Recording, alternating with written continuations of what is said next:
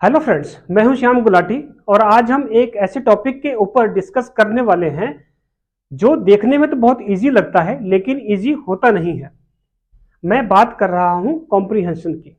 जब भी हम गवर्नमेंट जॉब के लिए एग्जाम देने जाते हैं तो कॉम्प्रीहेंशन में से बहुत सारे क्वेश्चंस पूछे जाते हैं और उन क्वेश्चंस को सॉल्व करने के लिए बहुत सारा समय हमारा निकल जाता है, जिसके कारण बाकी क्वेश्चंस को सॉल्व करने के लिए हमारे पास प्रॉपर टाइम नहीं बचता है।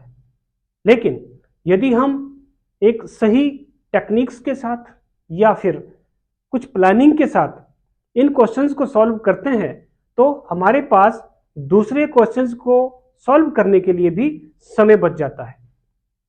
तो चलिए देखते हैं कि कौन कौन सी वो टेक्निक्स है, कौन कौन सी वो प्लानिंग्स हैं और कौन कौन से क्वेश्चंस कॉम्प्रीहेंशन में से पूछे जाते हैं और किस प्रकार के क्वेश्चंस पूछे जाते हैं।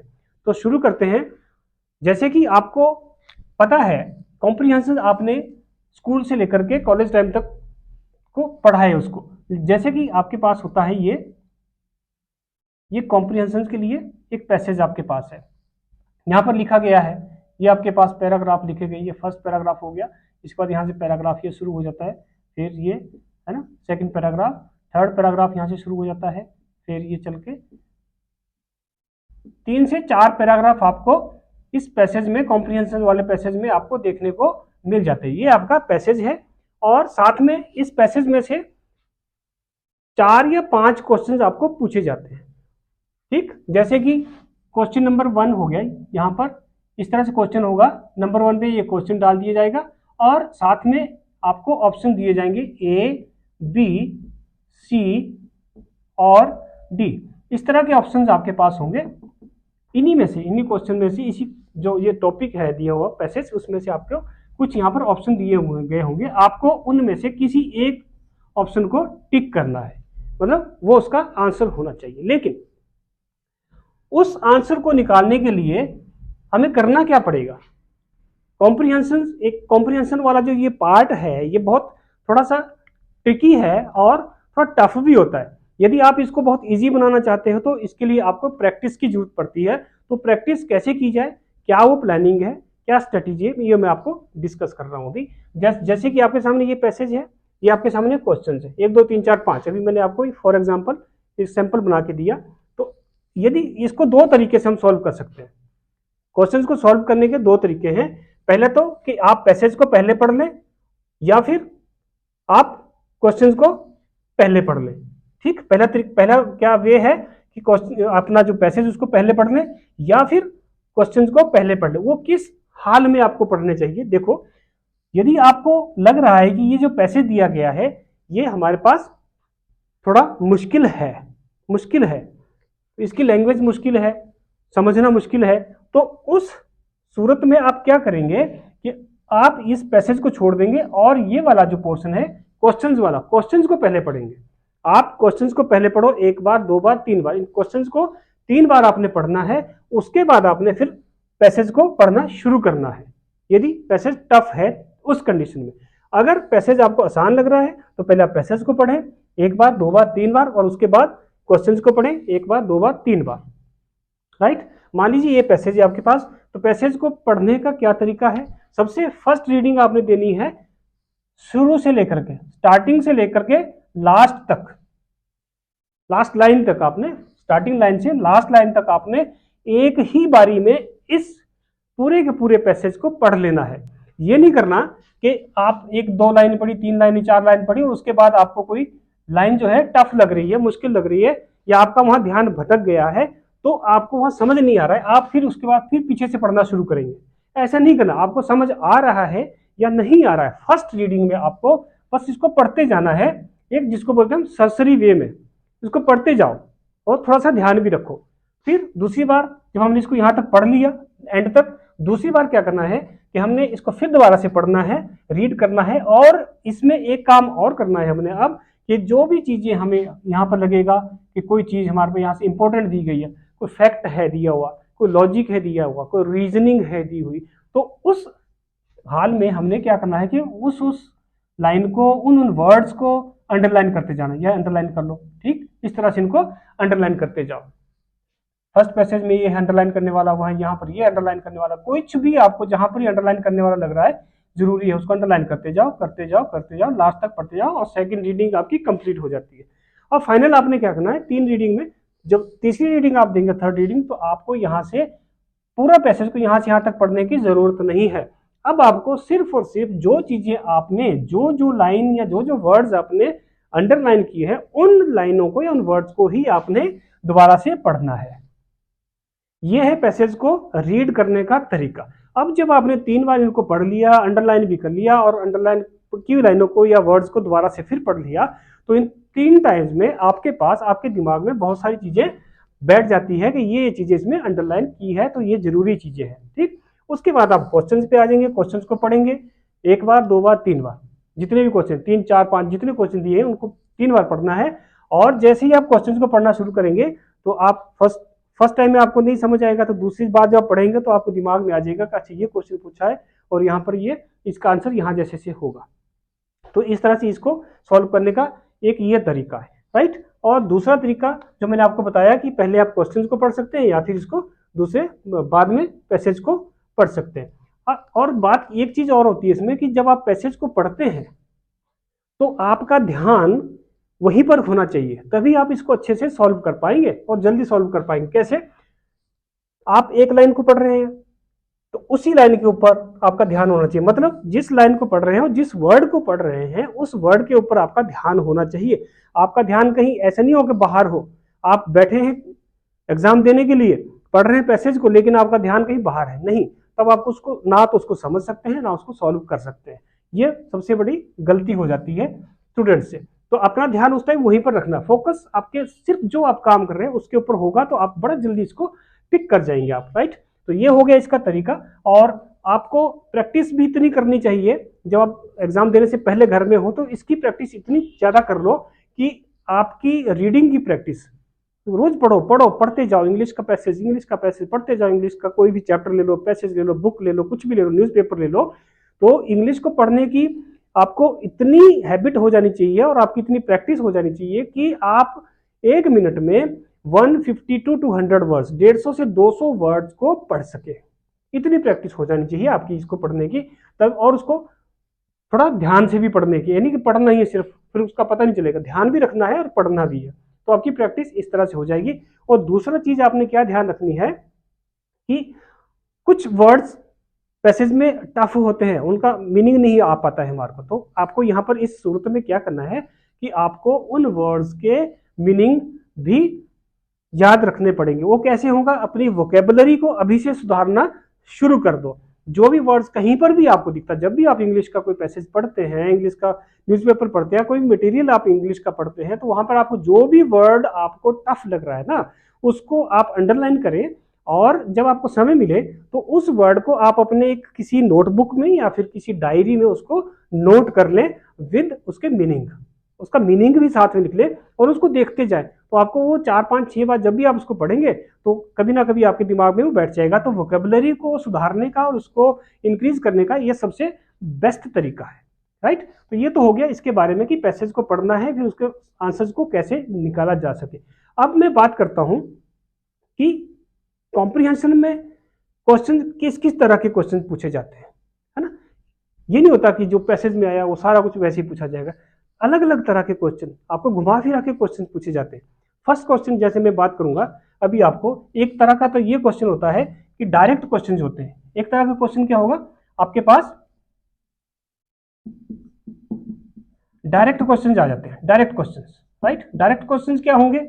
1 2 3 4 5, मान लो 5 क्वेश्चन आए हैं, तो उनमें से कुछ शुरू के 2 या 3 क्वेश्चन आपको डायरेक्ट इस पैसेज में से पूछे जाएंगे, जिनका answer first para, second para, third para में आपको देखने को मिल जाएगा। और एक बात जरूर होती है कि जो भी फर्स्ट क्वेश्चन होगा वो उसका आंसर आपको फर्स्ट पैराग्राफ में ही मिलेगा, सेकंड का सेकंड में मिलेगा, और फिर उसके बाद तीसरे चौथे का हो सकता है आपको थर्ड पैरे में, दोनों का एक ही पैरे में मिल जाए, लेकिन होता सीक्वेंस में। ऐसा नहीं कि चौथे क्वेश्चन का आंसर आपको फर्स्ट वाले पैराग्राफ में मिल जाएगा, ऐसा नहीं है, इतना भी नहीं होता, राइट।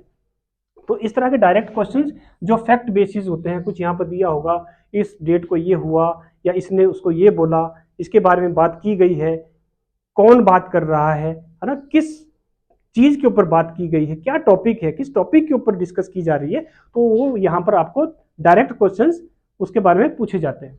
दूसरे आते हैं इनडायरेक्ट क्वेश्चंस, ठीक है ना। इनडायरेक्ट क्वेश्चंस आते हैं। इनडायरेक्ट क्वेश्चन में क्या क्या आ जाता है? इनडायरेक्ट क्वेश्चंस आपको पैसेज में नहीं मिलेंगे देखने को। इनडायरेक्ट क्वेश्चंस आपको इस पैसेज में देखने को नहीं मिलेंगे। इनडायरेक्ट का मतलब है कि वो कुछ आपको लॉजिक के साथ आपको देखने को मिल सकते हैं। उनका आंसर आप निकालेंगे कुछ फैक्ट बेस पे होगा, ठीक, और कुछ उसका कॉन्सेप्ट क्या है, कॉन्सेप्ट बेस पे होगा, और फिर कुछ रीजनिंग बेस पे उसका आंसर आपको देना होगा। कई बार एक पैसेज में से एक क्वेश्चन इस तरह का आ जाता है, तो उसकी भी तैयारी आपको पहले करनी चाहिए। इनडायरेक्ट क्वेश्चन होते कैसे, मैं आपको यहाँ थोड़ा सा बता देता हूँ। इनडायरेक्ट क्वेश्चन मतलब एक बार एक क्वेश्चन आया था जिसको मैं यहाँ पर आपको लिख के बता रहा हूँ, यहाँ बता देता हूँ उसको। क्वेश्चन आया था एक बार कि क्वेश्चन था कि in summers a polar bear comes out from its dens with her 3-month-old cubs। ठीक, ये है क्वेश्चन, सॉरी ये स्टेटमेंट है, एक ये स्टेटमेंट है। अब इसमें से क्वेश्चन निकालो, इसमें से क्वेश्चन आएगा आपको। तो क्वेश्चन यहां पर होगा, लिखो ये क्वेश्चन होगा कि क्या होगा कि व्हेन पोलर बियर के बाद एक मदर आएगा यार, beer mother, MOTHER, when polar mother, polar bear mother है ना, बियर मदर बर्स, BIRTH, बर्स, कि पोलर मदर जो है, पोलर बियर मदर है, वो कब जन्म देती है, कब जन्म देती है अपने बच्चों को। तो इसका आंसर तो यहाँ पर नहीं आपको मिलने वाला, इसी स्टेटमेंट में आपका आंसर है। इसी स्टेटमेंट में से आपको आंसर निकालना पड़ेगा। क्या होगा, ऑप्शन दिए होंगे, फिर ऑप्शन नंबर 1 दिया होगा कि समर में हुआ, इसके बच्चे समर में हुए, या फिर ऑप्शन नंबर बी में होगा लिया और रेनी सीजन में हुए, या सी में दिया गया होगा विंटर में हुए, या फिर डी ऑप्शन दिया हुआ होगा इसका ऑटमन में दिया होगा।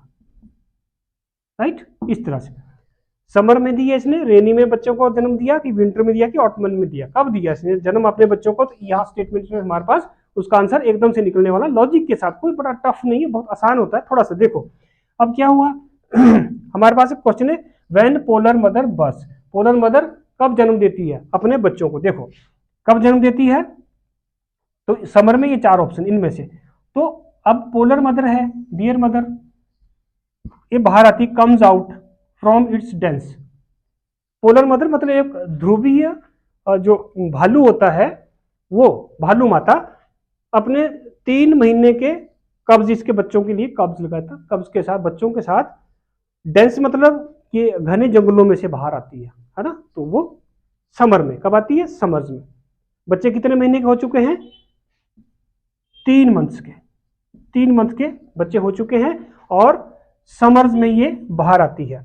मतलब तो कब जन्म देगी ये, तो समर्स में 3 महीने के हो चुके हैं बच्चे। लॉजिक छोटा, ये समझने वाली बात है, इसको ये रीजनिंग का है यहाँ पर। तो 3 महीने के बच्चे हो गए और समर हो चुकी है, गर्मियों का मौसम आ चुका है। तो गर्मियों का मौसम, बच्चे 3 महीने के हो गए, तो बच्चों को जन्म कब दिया होगा उसने, 3 महीने पहले दिया होगा। 3 महीने के हो गए, 3 महीने पहले दिया। अब इस तरह से इसको आप लगा सकते हो कि जब हमारी समर्स शुरू होती है, वो होती है मार्च अप्रैल के बाद, है ना। तो अप्रैल में ये बाहर आई होगी, तो अप्रैल से पहले मार्च, फरवरी, जनवरी, तो ये जो महीना है 3 महीने पीछे चले जाएंगे हम, तो जनवरी क्या होता है, विंटर का सीजन होता है। तो विंटर में हमारा जो है, ये इसने बच्चों को जन्म दिया होगा विंटर में। तो इसका लॉजिक के साथ ये यहाँ पर हमारा आंसर निकल आता है। अगर हम इस ऑप्शन को देखें, समर्स में तो ये बाहर आती है, 3 महीने के बच्चे हो गए, तो पहले आउट हो गया। दूसरा रेनी सीजन जो है, ये भी आउट हो गया। क्यों, क्योंकि रेनी सीजन तो गर्मियों के बाद आता है ना, समर्स के बाद आता है, तो ये बाद में तो बच्चों को जन्म नहीं दे सकते, ये पहले आउट हो गया। ऑटमन इसके बाद आता है, तो ये ऑटमन भी एक गलत आंसर है। राइट आंसर क्या है इसका, विंटर, कि इसने सर्दियों में अपने बच्चों को जन्म दिया। राइट। ये इस तरह से इसका आंसर निकाला जाता है, तो इसको हम बोलते हैं इनडायरेक्ट क्वेश्चंस, इनडायरेक्ट क्वेश्चंस। फिर हमारे पास थर्ड नंबर पे क्वेश्चन आता है कि किसी इसका थीम क्या है, what is the theme of this passage, right. Theme पे आ सकता है, फिर हमारे पास पर्पज पे आ सकता है, what is the purpose of the author to write this passage, ये हो सकता है, या फिर सेंट्रल आइडिया के ऊपर हो सकता है कि इसका सेंट्रल आइडिया क्या है, इसको लिखने के पीछे इसका सेंट्रल आइडिया क्या है। तो ये तीनों एक ही चीज है, और इस तरह का अगर आपके पास क्वेश्चन आता है, इस तरह का क्वेश्चन आता है, तो आपने सीधे और सीधे, ये भी एक टेक्निक है कि इसका आंसर आपको जो लास्ट वाला ये पैरा दिया गया है, ये वाला पैराग्राफ दिया गया है, इस पैराग्राफ की लास्ट की 3-4 लाइनों में इसका आंसर आपको मिलने वाला है। क्यों मिलने वाला है? लॉजिक ये है कि ये जो सारे का सारा पैसेज लिखा गया है, इसका पूरे का पूरा निचोड़ लास्ट के पैसेज में होता है। जो निचोड़ जो होता है वो उसका थीम होता है, वहां से उसका थीम निकाला जाता है, क्या पर्पज है, क्या सेंट्रल आइडिया है इस पैसेज को लिखने का, क्या थीम निकला। तो यहाँ पर लास्ट में इसका मिलेगा आपको आंसर, आपको कहीं ऊपर जाने की जरूरत नहीं, इस तरह क्वेश्चन आपको मिलेगा तो लास्ट में मिलेगा देखने को इसका आंसर, राइट। और फर्स्ट क्वेश्चन का आंसर आपको यहाँ मिलेगा, सेकंड का सेकंड पैरा में, और थर्ड और फोर्थ का लगा के चलो कि आपका थर्ड पैराग्राफ में आपको मिलेगा, और ये लास्ट वाला फिफ्थ जो आपका लास्ट पैराग्राफ में मिलेगा। तो इस तरह से इन क्वेश्चंस के आंसर्स दिए जा सकते हैं, बहुत इजी हो जाता है, प्रैक्टिस मांगती है चीज। वोकेबुलरी को सुधारना है, हर रोज 1 वर्ड 2 वर्ड 3 वर्ड जितने आप आसानी से कर सकते हो उनको आप हर रोज एक एक वर्ड अपने वोकेबुलरी में ऐड करते जाएं, उनको लर्न करते जाएं, उनके मीनिंग के साथ और अच्छे तरीके से। रट्टा नहीं मारना, सीखना, समझने की वाली बात है, समझो। वोकेबुलरी जितनी बनाओगे आपकी इंग्लिश उतनी ही इजी हो जाएगी। फिर एक और क्वेश्चन आ जाता है कि इसमें अगर कुछ इस तरह के वर्ड, जैसे मैं बोलता हूं वर्ड्स ऑलवेज, एवरी, ठीक है, ओनली, या फिर नेवर, नो, ठीक, ऑल, मस्ट और हैव टू।